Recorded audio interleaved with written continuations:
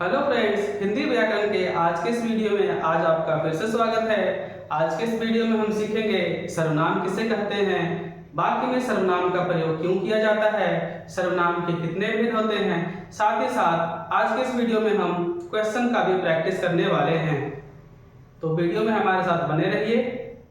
और लेकिन हाँ, अगर आपने हमारे अभी तक YouTube चैनल को सब्सक्राइब नहीं किया है तो नीचे सब्सक्राइब के बटन पे क्लिक करके आप हमारे YouTube चैनल को सब्सक्राइब कर लें, ताकि हमारे चैनल पर प्रोवाइड किए गए हर वीडियो का लेटेस्ट अपडेट आपको मिलता रहे। तो चलिए वीडियो को स्टार्ट करते हैं।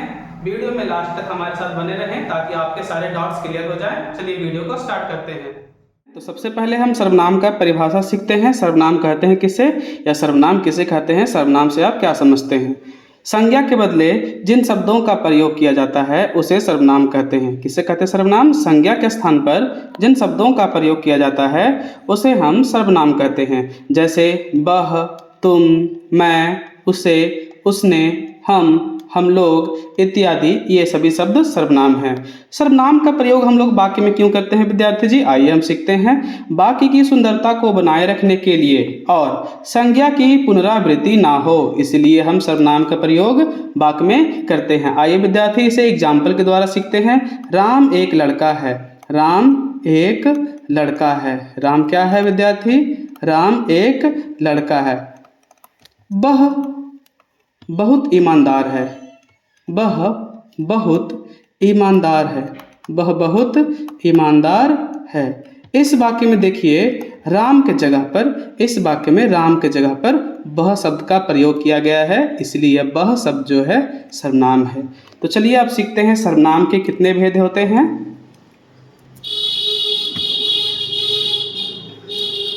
स्लाइड नंबर 2 में हम लोग सीखते हैं सर्वनाम के कितने भेद होते हैं। तो आइए विद्यार्थी सीखते हैं। सर्वनाम के 6 भेद होते हैं। कितने भेद होते हैं बोलिए मेरे साथ? सर्वनाम के 6 भेद होते हैं। पहला पुरुषवाचक सर्वनाम, दूसरा निश्चयवाचक सर्वनाम, तीसरा अनिश्चयवाचक सर्वनाम, चौथा संबंधवाचक सर्वनाम, पांचवा निजवाचक सर्वनाम और लास्ट छठा प्रश्नवाचक सर्वनाम। तो इस प्रकार सर्वनाम के कुल 6 भेद होते हैं। आइए बारी बारी से इन सभी का परिभाषा हम लोग सीखते हैं।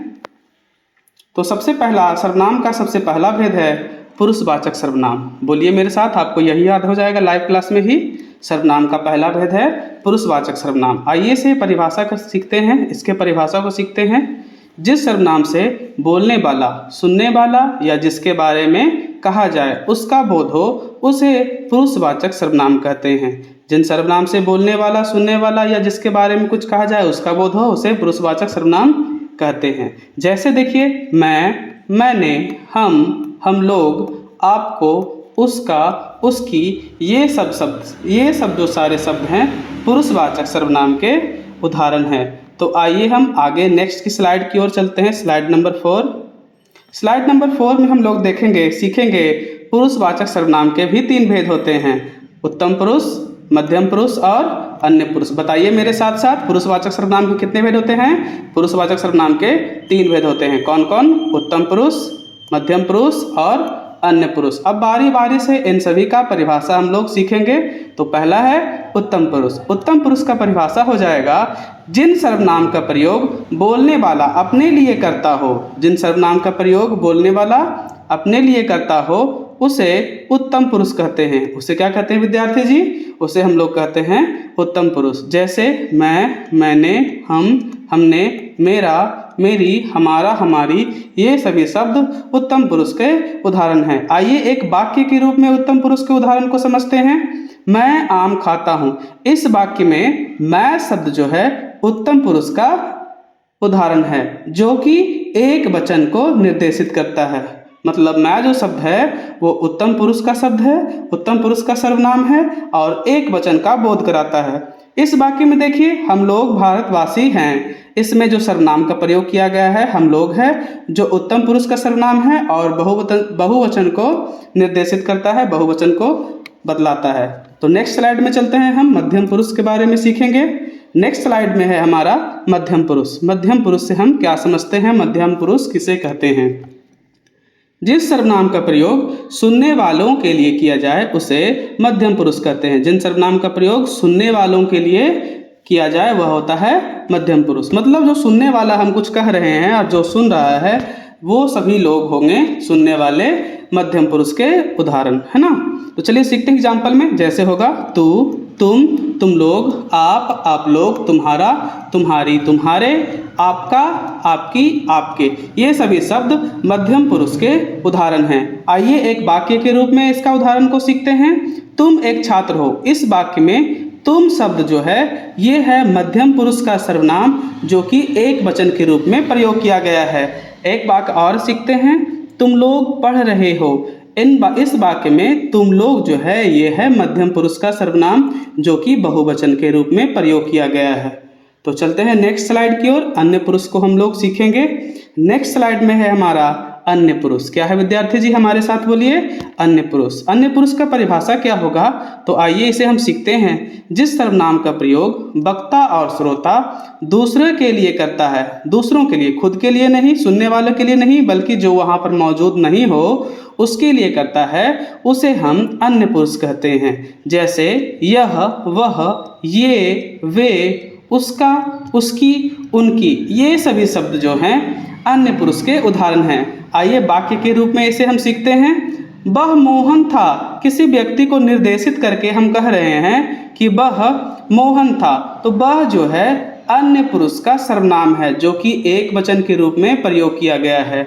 उसका भाई आया है। यहाँ पर उसका जो सर्वनाम है अन्य पुरुष का सर्वनाम है जो कि एक वचन के रूप में भी प्रयोग किया गया है। तो आइए इस प्रकार हम लोग पुरुषवाचक सर्वनाम के तीनों भेद को सीख चुके हैं। तो चलते हैं नेक्स्ट स्लाइड में। नेक्स्ट स्लाइड में हम सर्वनाम के दूसरे भेद को सीखेंगे। तो सर्वनाम के दूसरे भेद क्या है विद्यार्थी जी, मेरे साथ बोलिए। निश्चयवाचक सर्वनाम। सर्वनाम के दूसरा भेद क्या है? निश्चयवाचक सर्वनाम। जिस सर्वनाम से किसी संज्ञा का निश्चित ज्ञान, दूरी या निकटता का बोध हो उसे निश्चयवाचक सर्वनाम कहते हैं। जैसे यह, वह, ये, वे, ये सभी निश्चयवाचक सर्वनाम है। आइए वाक्य के रूप में इस सर्वनाम को हम सीखते हैं। यह पुस्तक है। यहाँ पर यह शब्द जो है किसी निश्चित वस्तु को निर्देशित कर रहा है, इसलिए यह निश्चयवाचक सर्वनाम है। इसी प्रकार ये, वह, वे, ये सभी शब्द निश्चयवाचक सर्वनाम के उदाहरण हैं। तो चलिए नेक्स्ट स्लाइड में हम लोग सीखते हैं सर्वनाम के तीसरे भेद। तो सर्वनाम के तीसरे भेद को सीखने से पहले एक नोट है, इसे आप ध्यान में रखेंगे। निश्चयवाचक सर्वनाम और पुरुषवाचक सर्वनाम में अंतर होता है।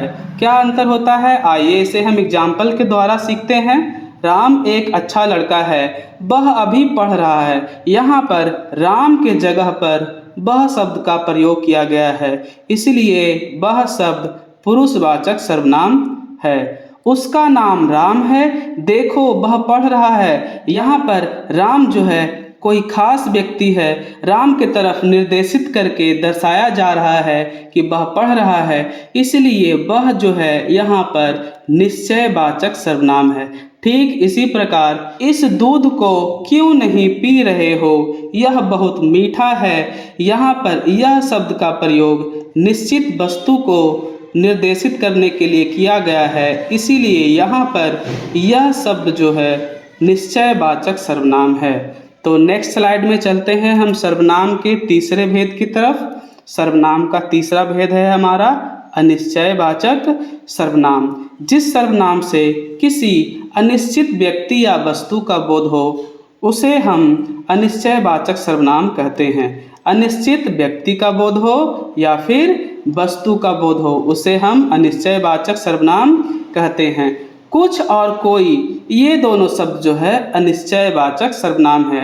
आइए वाक्य के रूप में इसका प्रयोग को सीखते हैं। दूध में कुछ पड़ा है। इस वाक्य से यह स्पष्ट हो रहा है कि दूध में कुछ पड़ा हुआ है, कुछ गिर गया है। क्या गिरा है जो कन्फर्म नहीं है, इसलिए यहाँ पर कुछ शब्द जो है अनिश्चयवाचक सर्वनाम है। कोई आया है। कौन आया है यहाँ पर दर्शाया नहीं गया है, इसलिए कोई शब्द जो है अनिश्चयवाचक सर्वनाम है। नदी में कोई तैर रहा है। कोई शब्द जो है यहाँ पर अनिश्चयवाचक सर्वनाम है। इस प्रकार सर्वनाम के तीसरे भेद हम लोग सीख चुके हैं। तो चलते हैं नेक्स्ट स्लाइड में सर्वनाम के चौथे भेद को सीखते हैं। सर्वनाम का चौथा भेद हमारा है संबंधवाचक सर्वनाम। आइए इसके परिभाषा को हम लोग सीखते हैं।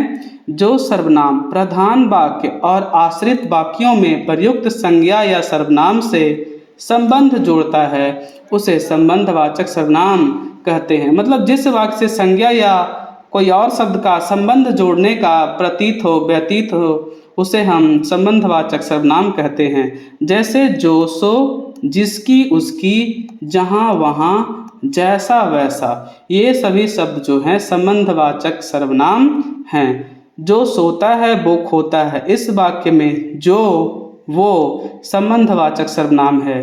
जिसकी लाठी उसकी भैंस, इस वाक्य में जिसकी उसकी संबंधवाचक सर्वनाम है। कहा जाता है जहाँ न जाए रवि वहाँ जाए कवि, यहाँ इस वाक्य में जहाँ और वहाँ संबंधवाचक सर्वनाम है। तो इस प्रकार हम लोग सर्वनाम के चौथे भेद को भी काफ़ी आसानी तरीक़ा से सीख गए हैं, पहचानने के लिए जान गए हैं। तो चलते हैं नेक्स्ट स्लाइड में सर्वनाम के हम लोग पांचवें भेद को सीखते हैं। सर्वनाम का पांचवा भेद हमारा है निजवाचक सर्वनाम। जिस सर्वनाम से निज या स्वयं का बोध हो उसे निजवाचक सर्वनाम कहते हैं। क्या कहते हैं विद्यार्थी जी, जरा मेरे साथ पढ़कर बताइए। जिस सर्वनाम से निज या स्वयं का बोध हो उसे निजवाचक सर्वनाम कहते हैं। मैं आप ही चला जाऊंगा, मतलब मैं खुद ही, मैं स्वयं चला जाऊंगा। यहाँ पर आप शब्द जो है और इस वाक्य में वे अपना काम आप ही करते हैं, इस वाक्य में आप शब्द जो है ये दोनों शब्द जो है निजवाचक सर्वनाम का उदाहरण है। तो चलते हैं नेक्स्ट स्लाइड में और सीखते हैं सर्वनाम के छठे भेद को। सर्वनाम का छठा भेद हमारा है प्रश्नवाचक सर्वनाम। जिस सर्वनाम से प्रश्न पूछने का बोध हो उसे प्रश्नवाचक सर्वनाम कहते हैं। जिस सर्वनाम से प्रश्न पूछने का बोध हो उसे प्रश्नवाचक सर्वनाम कहते हैं। जैसे एग्जाम्पल के तौर पर हम लोग सीखते हैं कौन दौड़ रहा है। यहाँ पर कौन शब्द से प्रश्न पूछने का बोध हो रहा है, इसलिए कौन जो है प्रश्नवाचक सर्वनाम है।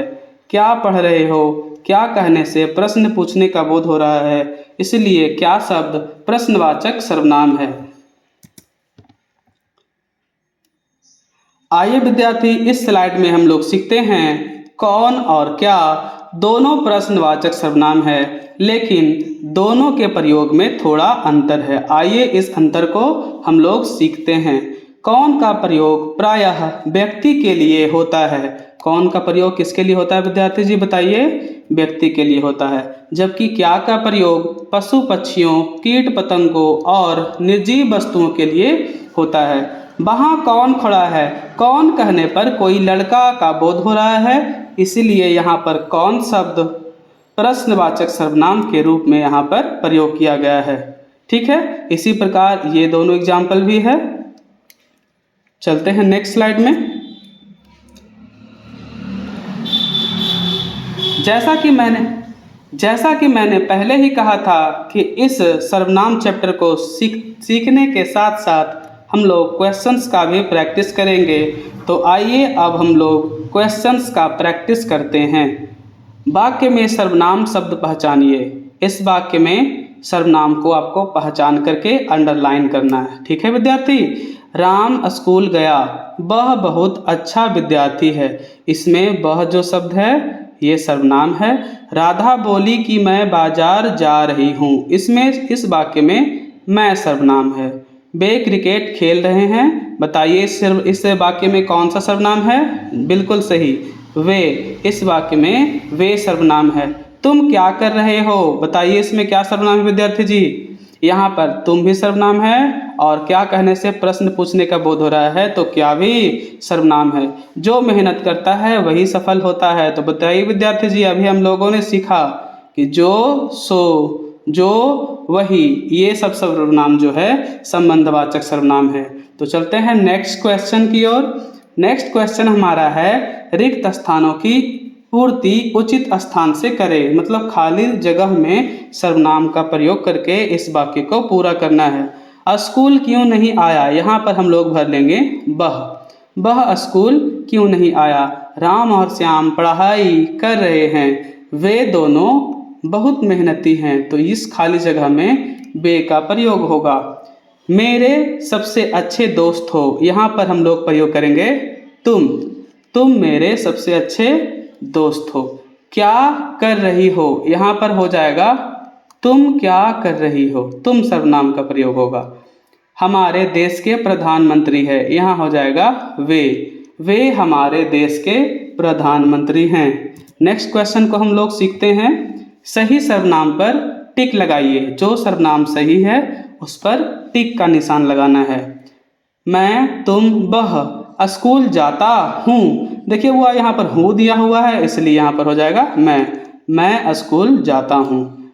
अब बताइए विद्यार्थी जी, इसमें क्या होगा करेक्ट आंसर? जो, क्या, कोई दरवाजे पर खड़ा है, कोई दरवाजे पर खड़ा है। ध्यान दीजिए विद्यार्थी, यहाँ पर प्रश्नवाचक चिन्ह होगा तो क्या हो जाएगा? कोई दरवाजे पर खड़ा है। जो शब्द कोई है वो है अनिश्चयवाचक सर्वनाम। नेक्स्ट क्वेश्चन हम देखते हैं। नेक्स्ट क्वेश्चन है, राम ने मैं उसे वह किताब दी। इन तीनों शब्दों में से जो भी सबसे उचित रहेगा उसी को सेलेक्ट करना है। राम ने वह किताब दी, राम ने उसे किताब दी, दोनों सर्वनाम यहाँ पर सही हुआ। यहाँ पर दोनों सर्वनाम का प्रयोग किया जा सकता है, ठीक है। यह, वे, मैं, मेरे पिताजी है, इस वाक्य में हो जाएगा वे सर्वनाम, यानी वे मेरे पिताजी हैं। नेक्स्ट क्वेश्चन की ओर चलते हैं। क्वेश्चन नंबर 4 हमारा है, दिए गए सर्वनाम से एक एक वाक्य बनाइए। आशा करता हूं विद्यार्थी जी आप सर्वनाम को काफ़ी अच्छे तरह से सीख रहे होंगे।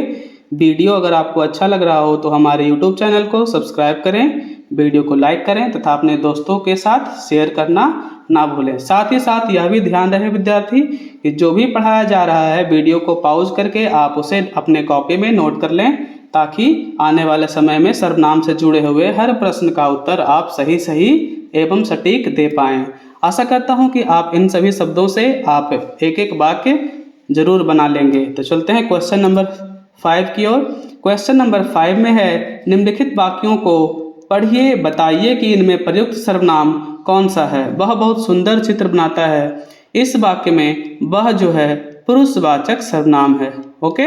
नेक्स्ट क्वेश्चन है, कौन दरवाजे पर खड़ा है। तो यहाँ पर इस वाक्य में जो है कौन सर्वनाम है, कौन दरवाजे पर खड़ा है, अनिश्चयवाचक सर्वनाम। कौन क्या कैसा सर्वनाम है विद्यार्थी? अनिश्चयवाचक सर्वनाम। जो ईमानदारी से काम करता है वह सफल होता है। तो इस वाक्य में जो और वह ये दोनों सर्वनाम है। यहाँ पर वही हो जाएगा, वही सफल होता है। तो जो और वही जो है संबंधवाचक सर्वनाम है। हमें अपनी माता पिता की बात माननी चाहिए। यहाँ हमें जो है सर्वनाम है, कौन सा सर्वनाम है बताइए विद्यार्थी जी? पुरुषवाचक सर्वनाम, बिल्कुल सही। कुछ लोग देर से पहुँचे, यहाँ पता नहीं चल रहा है कि कौन कौन लोग देर से आए हैं। कुछ जो है अनिश्चयवाचक सर्वनाम है। तो चलते हैं नेक्स्ट क्वेश्चन की ओर। क्वेश्चन नंबर 6, सही सर्वनाम चुनकर रिक्त स्थानों की पूर्ति कीजिए। आप इस सवाल का जवाब आप हमें कमेंट बॉक्स में छठा का क, ख, ग और घ और अंगा, इस तरह से आप इस सवाल का जवाब आप हमें कमेंट बॉक्स में कमेंट करते हैं। कमेंट बॉक्स में कमेंट कीजिए, देखते हैं किस किस विद्यार्थी का जवाब सही आता है। तो चलते हैं नेक्स्ट क्वेश्चन नंबर 7 की ओर। क्वेश्चन नंबर 7 में है हमारा, वाक्यों को सुधारिए और सही सर्वनाम का प्रयोग कीजिए। राम ने राम की किताब राम के दोस्त को दी। देखिए हुआ यहाँ पर राम का रिपीटेशन हुआ है, बार बार दोहराव हुआ है, जिससे इस वाक्य को पढ़ने में काफ़ी अटपटा सा लगता है। तो यहाँ पर हम सर्वनाम का प्रयोग करके इस वाक्य को सुधारने का प्रयास करेंगे। राम ने, तो यहाँ पर सुधारने पर क्या हो जाएगा? राम ने अपनी किताब